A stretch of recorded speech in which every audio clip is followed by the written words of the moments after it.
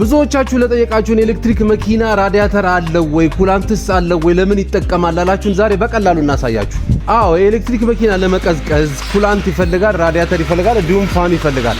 የበፊት የነበሩት ግን ኤሌክትሪክ መኪኖች በኩላንት ሳይሆን የሚቀዘቅዙት በአየር ነው፣ በንፋስ ነው የሚቀዘቅዙት። ባትሪያቸውም እንዲሁም ኤሌክትሪክ ድራይቭ እና ኤሌክትሪካል ኮምፖነንቶቹ የሚቀዘቅዙት በንፋስ ነው።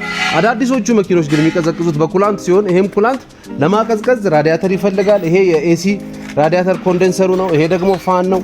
ስለዚህ እነዚህ ነገሮች ኢንተግሬት ተደርገው አንድ ላይ ሲስተሙ በኤሲ ኮምፕረሰር እየታገዘ ባትሪውን ያቀዘቅዛል፣ ኤሌክትሪክ ድራይቭ ሞተሩን ያቀዘቅዛል፣ እንዲሁም ደግሞ ኤሌክትሪካል ኮምፖነንቶቹን ያቀዘቅዛል። ይሄም ሲስተም ተርማል ማኔጅመንት ሲስተም በመባል ሲታወቅ መኪናውን ቴምፕሬቸር ሬጉሌት ከማድረግም በላይ መኪናው ኦቨርሂት እንዳያደርግ እንዲሁም ደግሞ ኤፊሺየንሲውን እንዲጠብቅ የሚያደርገው ዋናው ሲስተም ተርማል ማኔጅመንት ሲስተም ይባላል። እንደየመኪኖቹ የኩላንት ታይፕ ቢለያይም ማለትም ኦሬንጅ አለ፣ ቀይ አለ፣ እንዲሁም የተለያዩ አይነት ኩላንት ታይፖች ቢኖሩም ዋና ግን ስራው ግን ተመሳሳይ ነው። መኪናውን ማቀዝቀዝና ኦፕቲማል የሆነውን ቴምፕሬቸር ላይ ማምጣት ነው።